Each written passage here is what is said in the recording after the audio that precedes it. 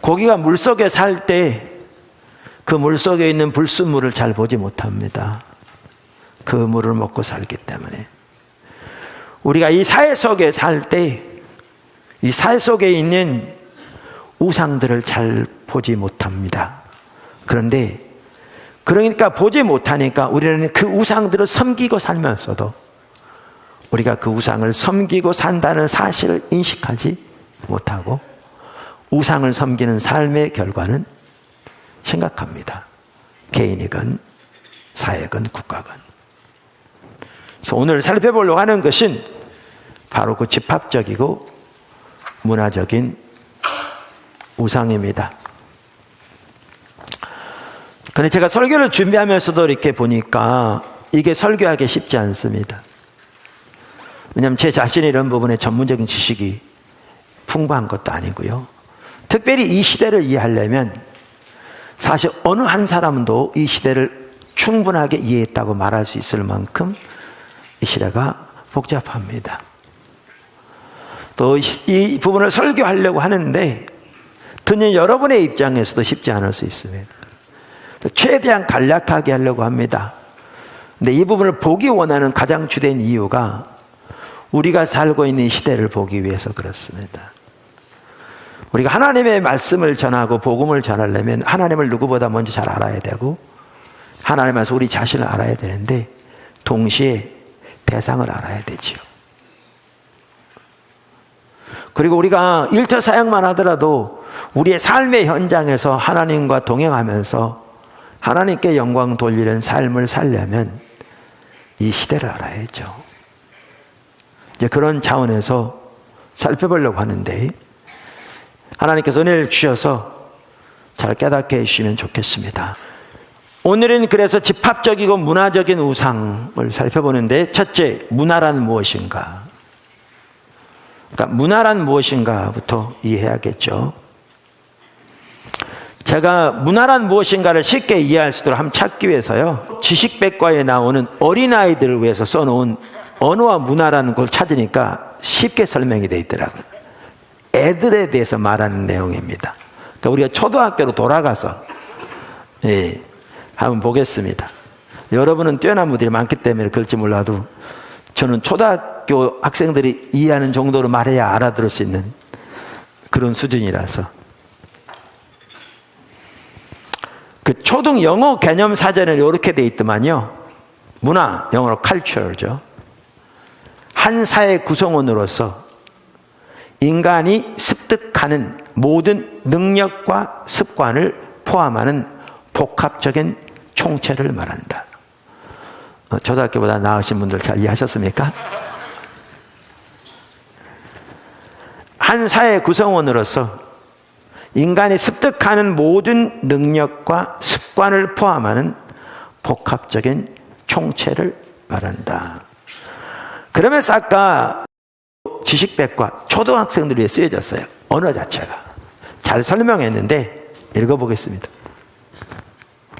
일반적으로 문화는 한 집단의 사람들이 공유하는 생각, 행동, 사물을 모두 포함하는 복합적인 총체라고 할 수 있어. 간 집단의 사람들이 공유하는 생각, 아이디어, 행동, 비헤이비어, 사물, thing을 모두 포함하는 복합적인 총체라고 할 수 있어. 쉽게 말하면 문화는 어떤 사회 공동체의 사람들의 모든 것이라고 할 수 있어. 물론 공동체에 속한 모든 사람들이 똑같이 생각하고 행동한다는 뜻은 아니야. 그 공동체 안에서 일반적이고 상식적으로 받아들여지는 생각과 행동이 있다는 뜻이지. 그러니까 문화는 뭐냐면 한 공동체 안에서 일반적이고 상식적으로 받아들여지는 공유되는 생각과 행동을 말합니다. 쉽게 표현하면 팀 켈러 목사는 그의 책 일과 영성 169쪽에서 이 부분 이렇게 얘기하고 있습니다. 잘 표현했어요.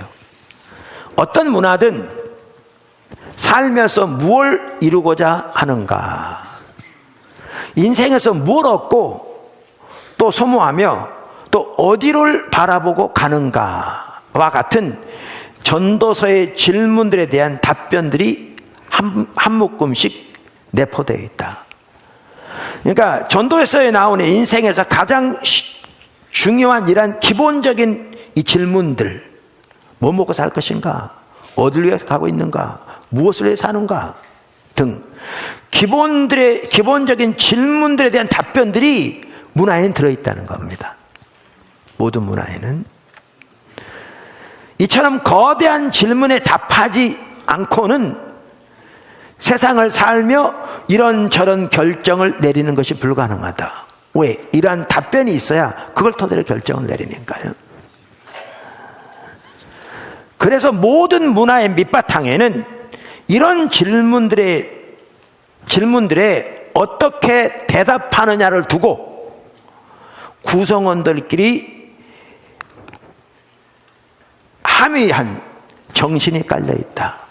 그러니까 모든 이 밑바탕에는 이런 질문들에 대한 공유된 답변이 들어있다는 겁니다. 이해하시죠? 공유된 답변이 들어있다는 것입니다. 그런데 이제 문제는 이거죠. 이 공유된 답변이 성경적이 아닐 경우에 그게 우상입니다. 그게 집합적인 우상이고요. 그게 문화적인 우상입니다. 그러니까 다시 말하면 세계관인 거죠. 세계관인 거죠. 자, 그래서 큰 두 번째, 전통 문화의 우상들. 전통 문화에서는 윤리적 절대 기준을 가지고 있었습니다. 전통 문화에서는 윤리적 절대 기준을 가지고 있었습니다. 그리고 그 윤리적 절대 기준은 주로 전승이나 종교를 통해서 체득되었습니다. 여기에 종교는 서양 세계에서는 기독교를 말할 수 있지만 다른 세계에서는 다른 종교를 의미할 수도 있습니다. 그래서 이러한 지혜는 부모나 제사장, 통치자처럼 권위를 가진 인물들의 입을 통해 한 세대에서 다음 세대로 전수되었고 됩니다. 이러한 문화들은 구성원들에게 공동체 안에서 각자의 역할에 따라서 아들과 딸로서 아버지와 어머니로서 부족원과 국민으로서 저마다의 맡은 역할과 의무를 받아들이고 성실하게 완수하면 의미 있는 삶을 살 것이라고 가르칩니다. 그렇게 하다 보니까 자연스럽게 가족과 인종 그리고 국가라는 개념이 매우 중요해집니다. 고대 문화들은 백성들에게 하나님 혹은 그들의 신, 가족이나 부족 또는 국가를 위해 살라고 그래서 요구했습니다.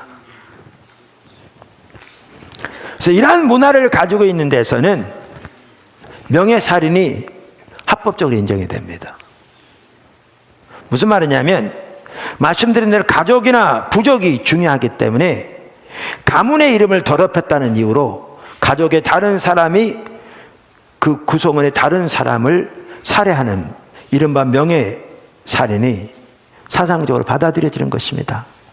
성경에는 전적으로 이것이 금지되어 있는데도 불구하고 그 문화가 우상이기 때문에 이런 일도 일어날 수 있는 것입니다. 오늘날에도 심지어 이런 일이 일어나고 있는 곳도 있습니다. 또한 이처럼 가족의 가치를 높이 떠받드는 전통 문화가 지배적인 사회에서는 여성들과 어린아이들이 학대를 받는 경우가 많습니다. 왜냐하면 여성을 가족을 위한 재산의 일부로 취급하는 그러한 관행이기 때문에 그렇습니다. 우리나라 과거가 그랬고 지금도 일부는 그러한 관습들이 남아있기도 합니다. 근데 그렇게 살아가면서 그게 잘못된 걸 모릅니다. 왜? 그렇게 살아왔기 때문에. 그게 그들의 문화이기 때문에. 그 물 속에서 살고 있기 때문에. 예수를 믿으면서도 우상을 숭배하고 있는 것이죠. 가족이 중요함에도 불구하고. 세 번째, 현대 문화의 우상들. 그러면서 18세기가 되면서 서구 사회는, 더 나아가 세계는 엄청난 변혁의 바람이 불어닥쳤습니다. 더 크게는 500년 전부터 시작됐다고 볼 수도 있겠죠. 과학이 발전하고 계몽주의라는 철학 사조가 힘을 얻게 된 것입니다. 그래서 현대 사회에서는 흔히 말하는 종교, 부족, 전통들이 밀려나는 대신 그 자리에 어떤 우상들이 자리 잡게 됐냐면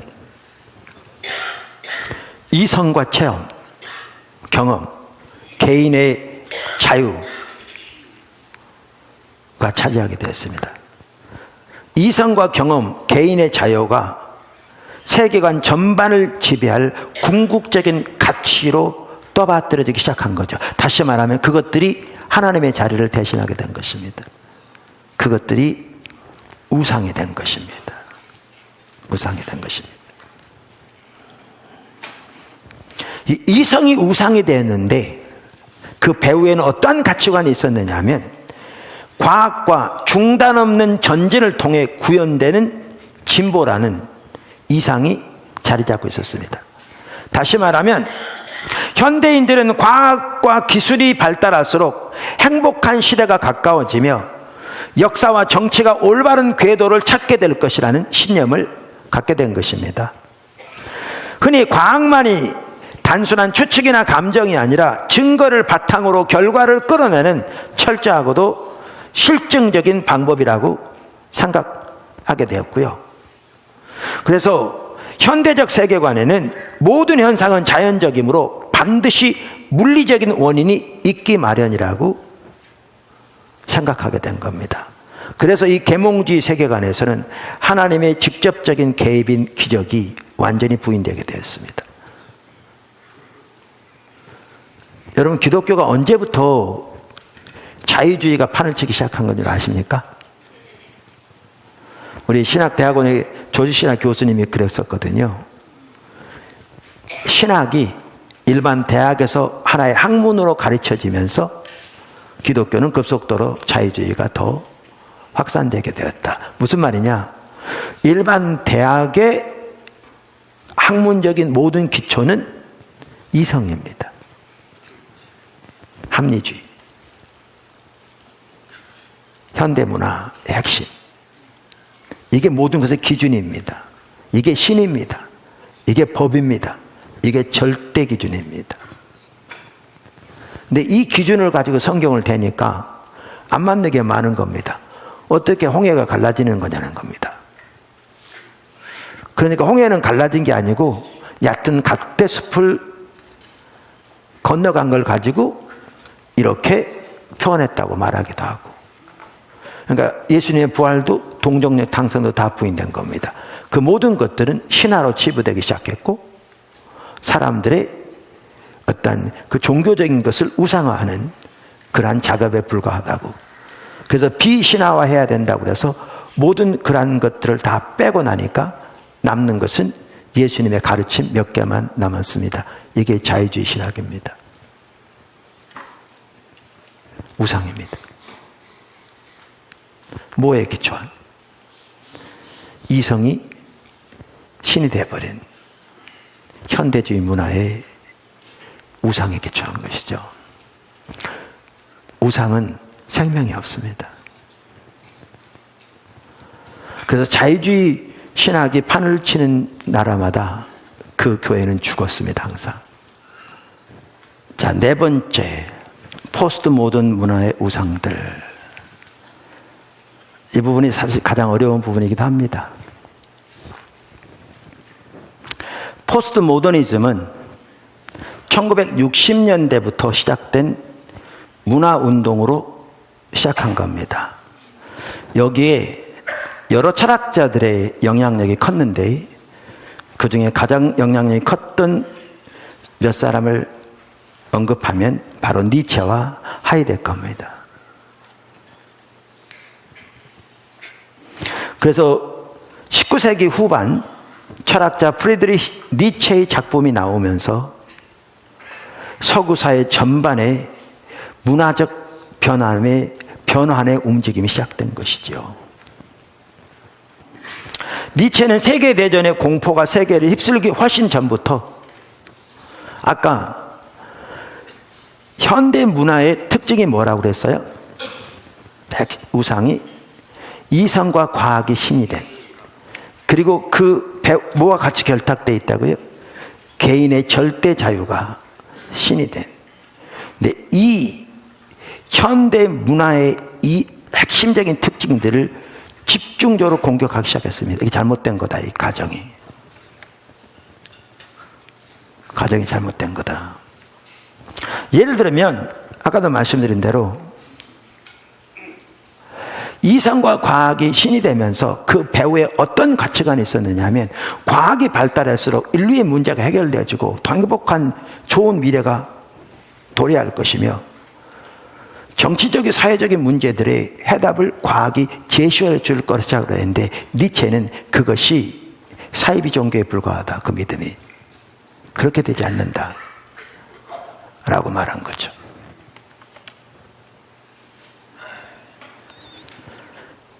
그래서 과학이 반드시 인류의 진보를 이끌어낼 것이라는 사상은 신흥 종교의 사이비 신앙에 불과하고 우상에 지나지 않으며 형실적인 근거가 전혀 없다, 이렇게 말한 거죠.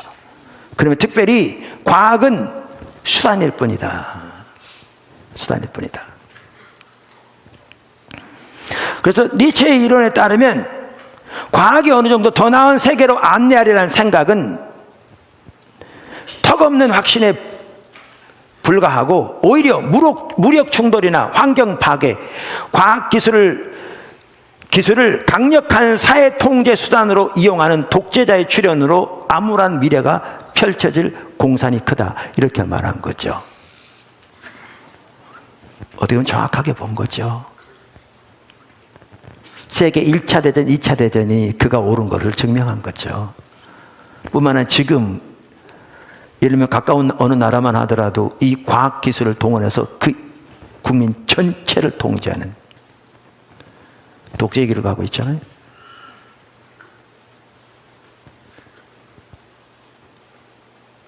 정확하게. 니체는 이성과 과학이라는 현대 우상을 공격할 뿐 아니라 그와 밀접하게 연결된 개인의 권리와 자유라는 그 우상도 집중적으로 공격했습니다. 그는. 그러니까 현대적 세계관에, 현대 문화의 세계관에 그 모순을 부각시킨 거죠. 무슨 말이냐면 이런 내용입니다. 우리 시대의 문화는 절대적인 도덕률이란 존재하지 않으며 너나 없이 옳고 그름에 관한 기준을 스스로 잡으라고 주장하지만, 돌아서기가 무섭게 인권을 보장하고 인간의 자유와 존엄을 존중해야 한다고 가르친다. 이 둘은 상반된다는 얘기죠. 무슨 말이냐면요, 인간의 존엄과 인간의 평등과 진정한 자유는 어디에서 기초한 것이냐면요, 모든 인간이 창조주 하나님의 형상으로 창조된 소중한 존재라는 사실에서 기초합니다.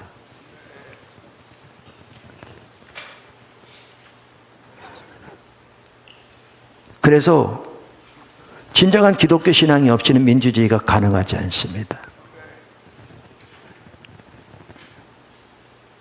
제가 이제 말씀드렸잖아요. 미국에 입국 가는데 뭐하러 왔냐?부터 시작해 직업이 뭐냐, 뭐 이렇게 묻는 거죠. 그 직원이. 그래서 목사라고 그래서 이제 뭐 이렇게 뭐 하는 중에 내가 혹시 예수 믿느냐고 그렇게 물었어요. 그랬더니 예수님에 관해서는 믿는데요. 그럼 조금 있다가 나한테 뭐라고 그러냐면 기독교가 없이는 민주주의가 없다는 사실도 믿는데요. 정확합니다. 만약에 인간이 약육강식의 법칙에 의해서 우연히 진화된 그러한 존재라면 거기에는 인권도 있을 수가 없고요. 인간의 존엄성도 있을 수 없고요. 인간의 평등은 전혀 있을 수 없습니다. 그러니까 인간의 존엄과 평등을 말하려면 성경대로 모든 인간이 하나님의 형상으로 창조된 피조물이라는 사실을 인정하고 하나님의 절대적인 주권과 도덕률을 인정해야 되는데 그거는 부인하면서 돌아서서 인간의 인권과 인간의 존엄을 얘기하는 것은 그게 어떻게 가능한 일인가라고 묻는 거죠. 둘은 맞지 않는 얘기라는 겁니다.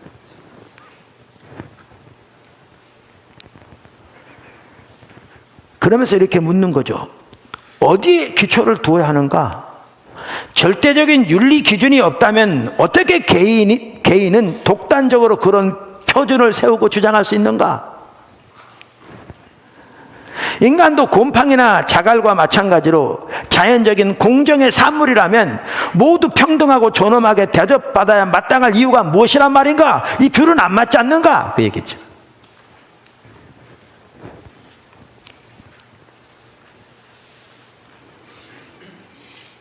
이게 대두되면서 이제 어떤 영향을 미치기 시작했느냐면요.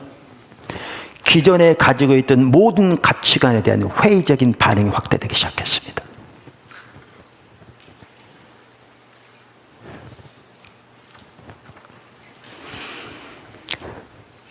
이 책에 보면 지금 미국 사회에 대해서 저는 80년대에 한 7년 공부하는 게 있어서 뭐 잘 모르죠. 지금 오래됐기도 하고.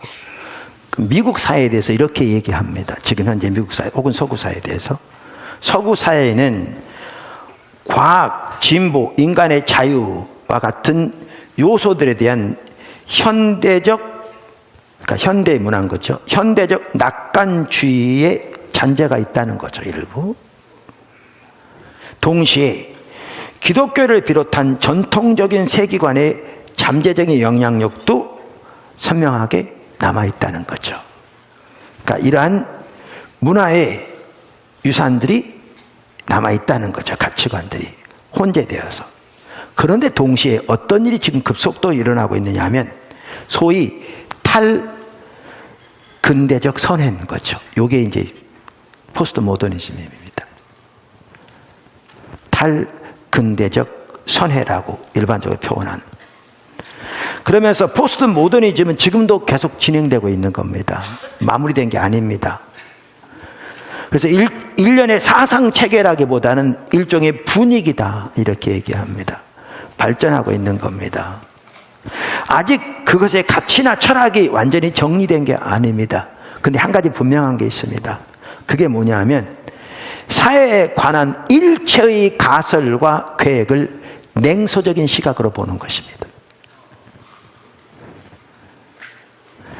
전통적인 개념은 물론이고 현대적이고 자유주의적인 개념에 대해서도 모든 개념과 학설에 대해서 냉소적으로 보는 겁니다.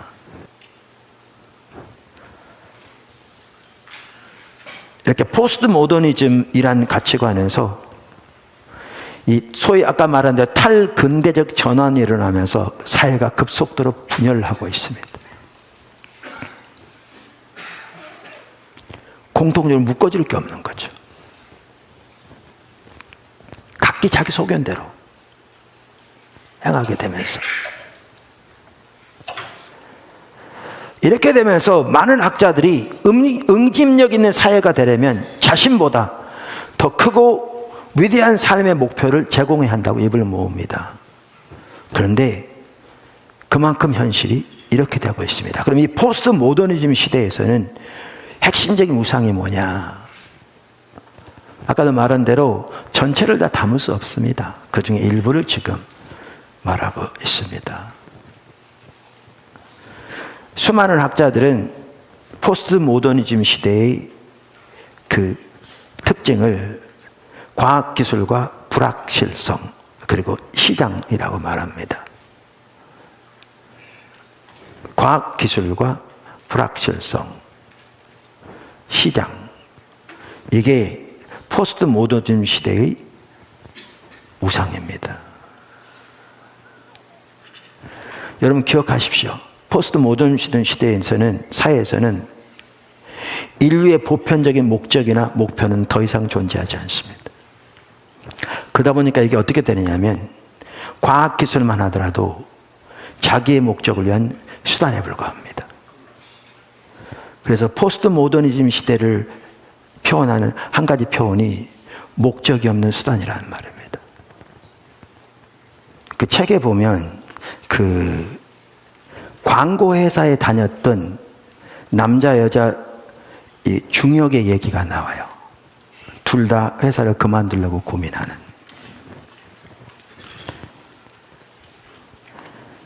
근데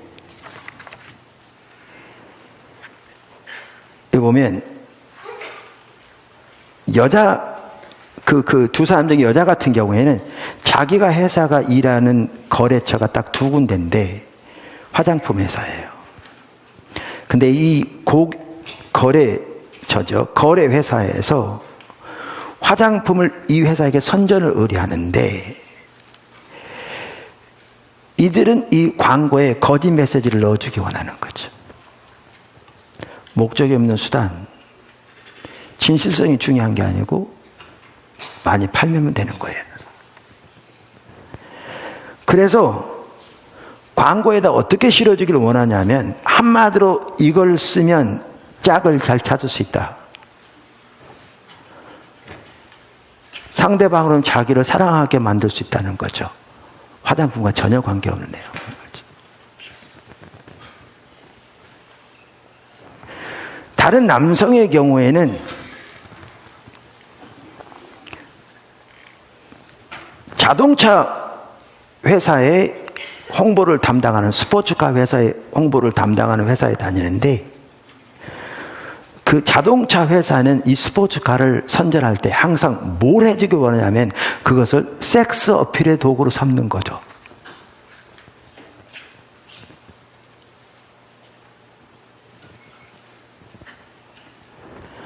아까 현대인들을 그래서 사람들이 뭐라고 표현하느냐면 언제라도 변할 수 없는 시장 상품의 맹목적으로 순응하는 광고회사의 순전한 먹잇감에 불과하게 되었다 이렇게 말하는 거잖아요. 이런 이유 때문에. 그래가지고 그 남자 그 경우에는 성적인 이미지를 빼고 대신 잘 달리는 명품을 강조하는 쪽으로 메시지를 바꿨지만 모두 만족할 만큼 정교하고 설득력 있는 기술을 동원한 덕에 본인 회사뿐만 아니라 그 거래회사에서도 덕에 그 자리를 지킬 수 있었는데 그 여성의 경우에는 자리를 쫓겨나게 된 거죠. 거기에 동조하지 않으니까. 이렇게 속여가면서 이 현대사회에서, 그러니까 포스트 모더니즘 시대는 사람들을 어떻게 만들어 가냐 하면 이 소비지상주의가 어떻게 만들어 가느냐 하면 사람들로 하여금 브랜드를 통해 자신의 존재감을 갖도록 만들어가는 겁니다. 자기가 들고 다니는 핸드백에 따라서, 자기가 신는 구두에 따라서, 자기가 타는 차의 브랜드에 따라서 이 사람의 신분이 어떻고, 이 사람의 존재가 어떻고, 이 사람의 사람됨이 어떻고, 그것을 부각시키게 하는 겁니다. 너무너무 타락한 우상입니다. 여기에 다 논하고 있습니다.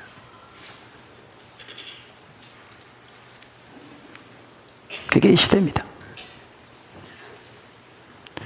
우상입니다.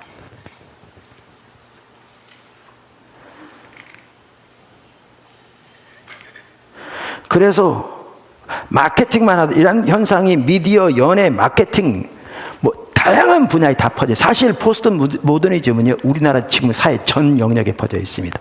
예술 분야가 가장 부각되기도 하고요. 퍼져 있습니다. 이렇게 하면서 마치 소비에서 질 높은 삶이라든가 라이프 스타일을 가질 수 있는 것처럼. 문제는 이겁니다. 진정한 행복한 삶은 하나님만 줄 수 있다는 것입니다. 우상은 아까도 말한 대로 우리에게 행복을 주지 않습니다. 진정한 행복을.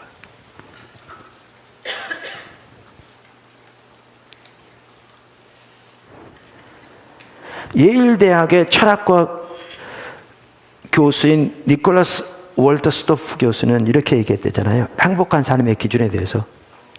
고대 문화에서는 성품과 용기, 겸손, 사랑, 정의 등의 요소를 골고루 갖추고 잘 사는 것, 즉 경험적인 즐거움이 가득한 삶으로 규정했는데, 오늘날에는 잘 나가는 것,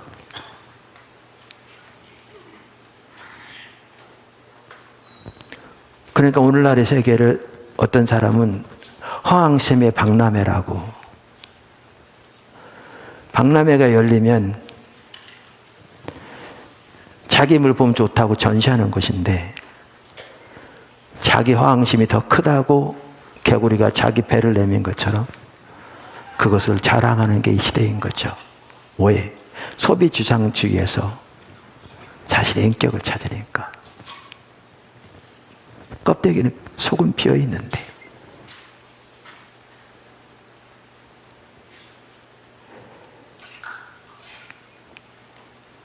자본주의는 그걸 사용해서 목적이 없는 수단을 통해 자기들의 배를 불리고 있고, 그 자체도 목적이 없는 수단이 되어 있는데, 그 20세기 지성이자 천재 중에 한 사람인데, 피터 드러커. 저는 그분이 그런 분인지 몰랐어요. 하버드 교수이기도 했고. 그분의 대표적인 책 중에 하나가 프로페셔널의 조건에서라는 책인데, 그 책에 보면 이런 내용이 있더라고요. 수백 년마다 한 번씩 인류 역사에는, 특별히 서양의 역사, 지금 와서는 전 세계적인 역사에는 급격한 전환이 일어난답니다. 전환이. 그 전환의 시기에는 사회가 그 스스로를 수십 년 동안 재정비하는데, 세계를 보는 관점, 기본적 가치관, 사회적 정치적 구조, 예술을 보는 관점, 그리고 주요한 사회기관들 전체를 재조정한답니다. 그래서 어떻게 되느냐 하면 50년이 지난 뒤에는 완전히 새로운 세상이 된답니다. 그래서 새로 태어난 아이들은 그들의 조부모가 살았던 세상, 심지어 그들의 부모가 태어났던 세상을 전혀 알 수 없을 뿐만 아니라 그것을 상상하지도 못하는 상황이 된답니다. 그러한 전환이 13세기에 일어났고, 그래서 거의 하룻밤 사이에 새로운 형태의 도시 길드가 세면서 세상은 완전히 새로운 세대가 된 거죠. 그 자녀들은 그 이전 세대를 상상할 수 없을 만큼. 그 다음에 전환이 200년쯤 지나서 구텐베르그 활판 인쇄술이 발명되고 마르틴 루터의 종교개혁에 이르기까지. 그 다음에 또 한 번의 전환이 1776년 미국의 독립과 아울러 제임스 와트의 증기기관의 완성, 애덤 스미스의 국부론이 나오면서 그게 있었는데, 지금 세계는 바로 그 전환기를 지나고 있다는 것입니다. 그 책이 2000년에 쓰여졌는데 이미 그 당시에 전환기가 시작된 거죠. 그러면서 그 책에 보면 2010년, 2020년까지 이것은 완료되지 못할 것 같다. 근데 지금 여러분 아시다시피 어마어마하게 바뀌고 있습니다. 모든 면에서. 삶의 형태, 삶을 이해하는 가치, 사회를 보는 관점 등등.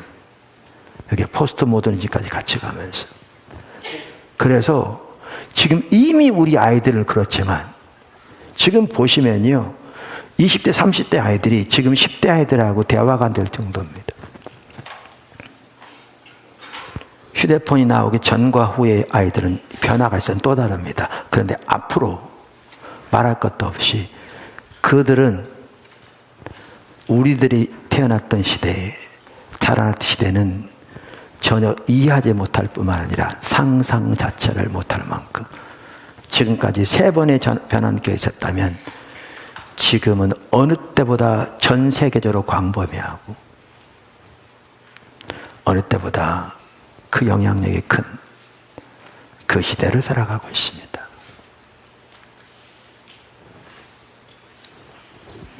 어떻게 보면 우리는 지금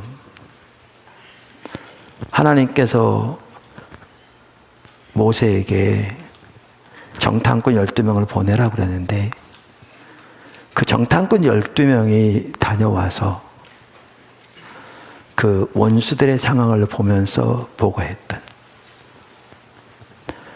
그래서 그 당시에 우리들은 그걸 보면서 어떻게 믿음 없는 저 사람들이 저렇게 그럴 수가 있느냐, 그래서 가나안 땅에 들어가지 못하도록 저렇게 불신 가운데 행했느냐라고 말할 수 있을지 모르지만 어쩌면 우리는 더 큰 원수를 직면하고 있습니다.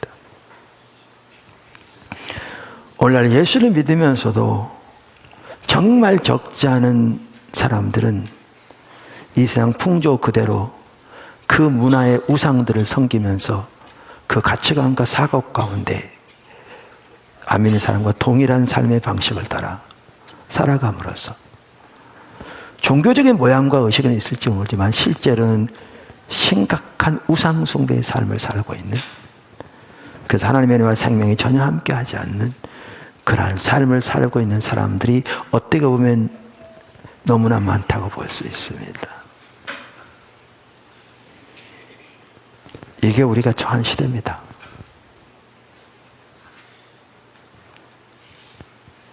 이럴 때일수록 우리는, 그래서 요한계시록에 보면 말세가 가까울수록, 주님이 오실 때가 가까울수록, 예수님 오실 때부터가 말세인데 어둠이 하늘을 덮을 것이라고 그랬습니다.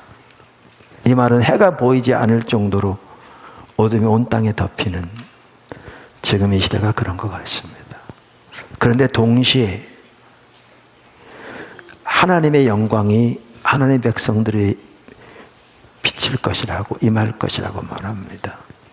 그래서 일어나라 빛을 발하라고 말하죠. 그래서 이 시대에 우리는 이럴 때일수록 더욱더 철저하게 오직 십자가 복음의 삶을 살아야 합니다. 그것이 우상을 이기는 길입니다. 그리고 하나님이 실제로 우리의 삶 속에 하나님 되심을 나타내시고 하나님의 살아있는 생명의 역사가 우리 가운데 함께하는 그 삶을 어느 때보다 살아야 합니다. 그리고 우리는 성경에 약속한 대로 하나님의 영광으로 임하시는 부흥을 우리 가운데, 열방 가운데 보내주시기를 더 기도해야 합니다. 동시에 우리는 우리의 시대를 알아서 그들을 주님께로 인도하도록 무장되어야 합니다. 이게 하나님께서 계속해서 우리 가운데, 지난주에도 그래서 그 부분을 나눴듯이 우리를 인도하고 계시는 방향이라고 저는 믿습니다. 그래서 우리 깨어야 합니다. 어느 때보다 깨어야 합니다. 단순한 안일한 자세와 가치를 가지고 이 시대를 직면하여 설 수 없습니다. 우리가 일터 사역을 통해서 여러분이 처해 있는 일터에서 우리가 그렇게 하나님의 영광을 위해 살려면 이 시대에 어느 때보다도 깨어야 합니다. 무장되어야 합니다. 그렇게 주 앞에 서서 주님과 동행하는 삶을 살며, 그럼 어떻게 우리는 이제 십자가 복음에 기초해서 일터에서 하나님의 영광을 위해 살 것인가, 이런 부분을 이제 앞으로 살펴볼 텐데, 그렇게 하나님의 영광을 위해서 더욱더 살아가는 저와 여러분이 되기를 주님으로 축원합니다.